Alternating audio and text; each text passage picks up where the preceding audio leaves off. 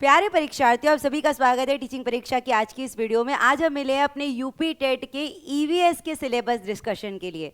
सबसे पहला डाउट तो बच्चों में ये आता है कि हमें जो ईवीएस पढ़ना है कौन से पेपर के लिए पढ़ना है। सबसे पहली बात, हमें ये जो ईवीएस पढ़ना है पेपर 1 के लिए पढ़ना है, यानी कि हमें 1 to 5 प्राइमरी स्टेज के लिए अपने ईवीएस की तैयारी करनी है।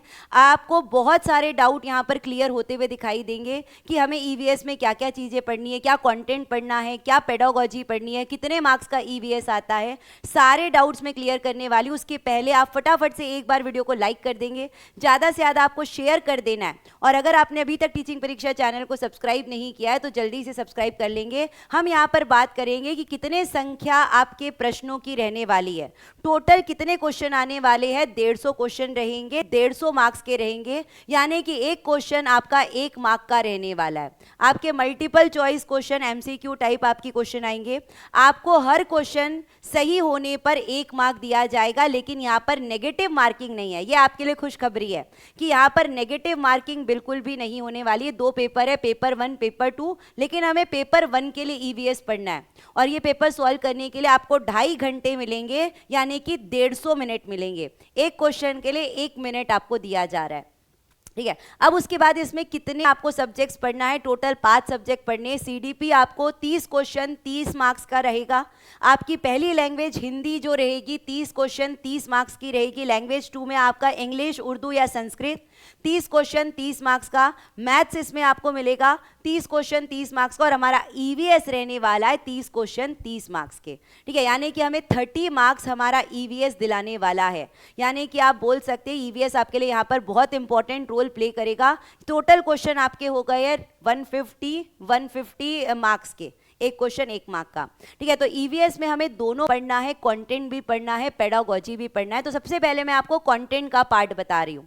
पहला जो हमें पढ़ना है, परिवार के बारे में पढ़ना है कि कितने प्रकार की फैमिलीज होती है, कितने प्रकार के परिवार होते हैं और एक बच्चे के जीवन में परिवार कैसा रोल प्ले करता है। क्या हम परिवार से बच्चों को सिखाते हैं, परिवार के बारे में। दूसरा हमें पढ़ना है भोजन के बारे में, स्वास्थ्य और स्वच्छता के बारे में कि हमें भोजन में क्या क्या चीज़ें खानी चाहिए, कौन से विटामिन खाना चाहिए, कौन से विटामिन से क्या होता है, कैसे बैलेंस डाइट खाना चाहिए। कुकिंग करते टाइम क्या क्या चीज़ों पर हमें ध्यान देना चाहिए, कैसे हमें अपने खाने को साफ करना है, साफ रखना है, कौन कौन से प्रिजर्वेटिव का हम इस्तेमाल करते हैं। तो हम यहाँ पर पढ़ने वाले अपने दूसरे चैप्टर में।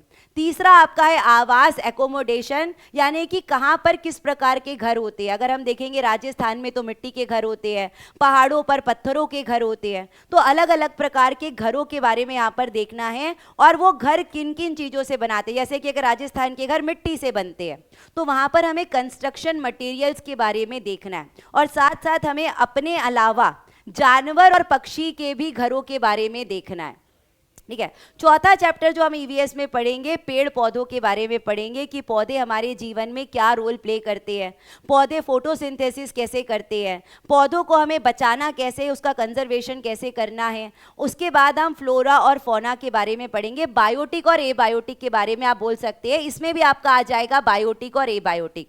तो पौधे आपके पर्यावरण का ही हिस्सा है, पौधे आपके एनवायरनमेंट का ही हिस्सा है। तो ये एनवायरनमेंट वाले चैप्टर में हम सभी चीज़ों को इंक्लूड कर लेंगे।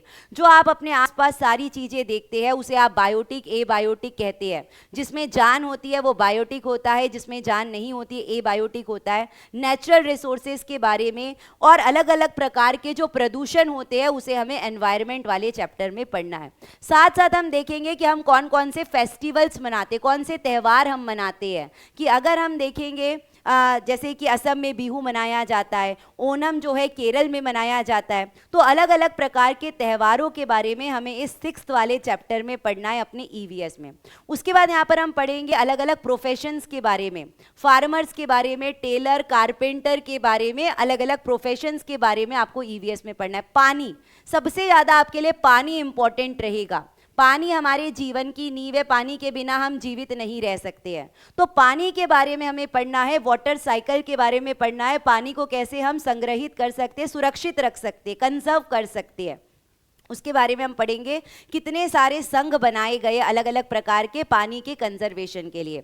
नेक्स्ट हमें यहाँ पर पढ़ना है यातायात और संचार, ट्रैफिक और कम्युनिकेशन के बारे में, क्या क्या मीन्स ऑफ ट्रांसपोर्ट है, कौन कौन से ट्रैफिक रूल्स के ऊपर एग्जाम में क्वेश्चन बन सकते हैं, अलग अलग खेलों के बारे में, स्पोर्ट्स के बारे में, और स्पोर्ट्स से रिलेटेड जो जो अवार्ड दिए जाते हैं, स्पोर्ट्स से रिलेटेड जो ध्यानचंद अवार्ड दिया जाता है, खेल रत्न अवार्ड दिया जाता है, वो हमें यहाँ पर पढ़ना है। अब यहाँ पर थोड़ा सा एसएसटी आ गया है, थोड़ा सा एसएसटी हमें ईवीएस में पढ़ना है, रिवर्स के बारे में, अलग अलग नदियों के बारे में, उसके बाद कॉन्टिनेंट्स के बारे में, जंगलों के बारे में, कुछ ज्योग्राफी हम यहाँ पर पढ़ेंगे।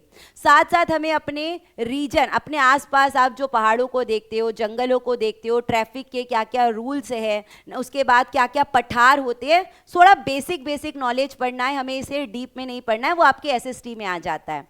उसके बाद हम थोड़ा बहुत कॉन्स्टिट्यूशन के बारे में पढ़ेंगे कि संविधान जो है वो किसने बनाया, कब बना, कब उसे हमें जो है लागू किया, कौन कौन से फंडामेंटल राइट्स और ड्यूटीज है, इसके बारे में आपको यहाँ पर पढ़ना है।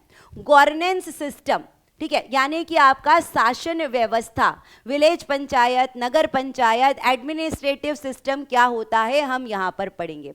उसके बाद आप बोलेंगे कि मैम ये तो आप पॉलिटी आ गया, तो थोड़ा सा आपको ईवीएस में पॉलिटी, ज्योग्राफी, सिविक्स, हिस्ट्री थोड़ा सा पढ़ना है। यहाँ पर हम एडमिनिस्ट्रेटिव यूनिट्स के बारे में पढ़ेंगे कि स्टेट गवर्नेंस क्या होती है, राज्य शासन क्या होता है, जुडिशियरी क्या होती है, वोटिंग सिस्टम कैसा होता है, और लास्ट में हम पढ़ेंगे पर्यावरण संरक्षण के बारे में। इतना सब पढ़ने के बाद हम अपने पर्यावरण को प्रोटेक्ट कैसे कर सकते हैं, पर्यावरण को सुरक्षित क्यों करना है, उसके पीछे का कारण क्या है, पर्यावरण हमें क्या क्या चीजें देता है, कौन कौन से कॉन्वेंशंस आए, कौन कौन से कॉन्वेंशंस आए हमारे एनवायरनमेंट प्रोटेक्शन के लिए, तो उसके बारे में आपको ये वाले चैप्टर में पढ़ना है। तो ये था पूरा कंटेंट का पार्ट। वैसे ही हमारा सेकेंड पार्ट रहेगा पेडागोजी का पार्ट। पेडागोजी में इतने सारे चैप्टर पढ़ना है, लेकिन बहुत सारे चैप्टर एक दूसरे से लिंक है। बहुत सारे बच्चों को बहुत कंफ्यूजन होता है कि पेडागोजी कैसे पढ़ेंगे, तो सारी बातें अगर आप टीचिंग परीक्षा से जुड़ेंगे ना, सारे बहुत अच्छे से आपकी पढ़ाई होगी, आपको वहाँ पर कंटेंट, पेडागोजी सब पढ़ाया जाएगा।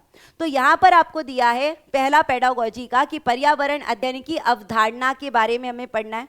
पर्यावरण अध्ययन में क्या क्या अवधारणाएं हम बच्चों को सिखाएंगे, पर्यावरण अध्ययन का क्या महत्वपूर्ण चीजें रहती है, कैसे हम पर्यावरण सिखाएंगे, और पर्यावरण में हम एकीकृत तरीके से बच्चों को पढ़ाते हैं, इंटीग्रेटेड तरीके से पढ़ाते हैं, साइंस और एसएसटी थोड़ा बहुत पढ़ाते हैं। उसके बाद पर्यावरण अध्ययन और पर्यावरण शिक्षा के बीच में क्या अंतर है, ये दोनों में क्या डिफरेंस होता है, यहाँ पर हमें पढ़ना है। लर्निंग प्रिंसिपल्स के बारे में, क्या क्या चीजें, क्या क्या सिद्धांत हमारे ईवीएस में बनाए गए हैं लर्निंग के लिए। उसके बाद हम पढ़ेंगे कि ईवीएस का साइंस से कैसा रिलेशन होता है और एसएसटी से कैसा रिलेशन होता है। उसके बाद आपको यहाँ पर देखना है कुछ एक्टिविटीज हम बच्चों को करवाते हैं, कुछ गतिविधियां करवाते हैं, वीडियो दिखाते हैं, फील्ड विजिट में लेकर जाते हैं, कोई प्रोजेक्ट देते हैं, सर्वे करवाते हैं, यहाँ पर आएगा। तो ये लगभग ये दोनों चैप्टर इसी के अंदर आपको पढ़ देना है। आपको सिलेबस में अलग अलग दिया है, लेकिन ये दोनों चैप्टर आपके इसी के अंदर एक्टिविटी बेस्ड में ही आएंगे कि हम बच्चों को एक्सपेरिमेंट और प्रैक्टिकल करवाते हैं, डिस्कशन करवाते हैं, फील्ड विजिट कराते हैं। उसके बाद सबसे इंपॉर्टेंट रहेगा सीसीई। सीसीई में हमें पढ़ना है कॉन्टिन्यूअस एंड कॉम्प्रहेंसिव इवैल्यूएशन, यानी कि बच्चों का असेसमेंट भी करना है, असेसमेंट के साथ साथ उनसे करिकुलर एक्टिविटी भी करवाना है, डांस, पेंटिंग्स, उनकी आर्ट एंड क्राफ्ट में हमें ध्यान देना है। उसके बाद लास्ट है आपका टीचिंग मटेरियल्स एंड इक्विपमेंट, यानी कि जब हम बच्चों को पढ़ाएंगे कौन कौन सी सामग्रियों का हम इस्तेमाल करते हैं, और बच्चों को अगर पढ़ने में दिक्कत आती है तो हम उस प्रॉब्लम को सॉल्व कैसे करेंगे। तो ये सारे पेडागोजी के इश्यूज है, पेडागोजी के टॉपिक्स है जो हम क्लास में पढ़ने वाले हैं, ठीक है। तो आप सभी के लिए टीचिंग परीक्षा ने यूपी टेट पेपर 1 जो लाया है कोर्स, वो एडवांस एआई के साथ आपको लाया गया है, और ये कोर्स आपको केवल 999 रुपीज़ में मिल रहा है, 999 में। वैसे ही यूपी टेट पेपर 2 जिसमें आपका मैथ्स और साइंस आता है, ये भी आपको 999 रुपीज़ में टीचिंग परीक्षा में दिया जा रहा है। अगर आप पेपर 1 और पेपर 2 दोनों को साथ में पढ़ना चाहते हैं, आप कंबाइन स्टडी करना चाहते हैं, तो बहुत ही कम प्राइस रख दिया गया है, 1499। और वैसे ही अगर आप एनसीईआरटी बेस पढ़ना चाहते हैं, ओल्ड और न्यू एनसीईआरटी पढ़ना चाहते हैं, तो बिल्कुल टीचिंग परीक्षा के साथ आप लोग जुड़ सकते हैं।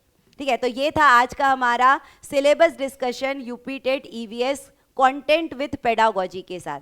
तो अगर आपको कोई डाउट आता है तो आप कमेंट सेक्शन में प्लीज़ बताइएगा कि अगर आपको कोई टॉपिक नहीं समझ में आ रहा है कि ये टॉपिक में हमें क्या पढ़ना है, आप बिल्कुल कमेंट बॉक्स में मुझसे पूछ सकते हैं। ठीक है, चलिए तो आज के लिए बस इतना ही। आप सभी को thank you, bye, take care and all the best.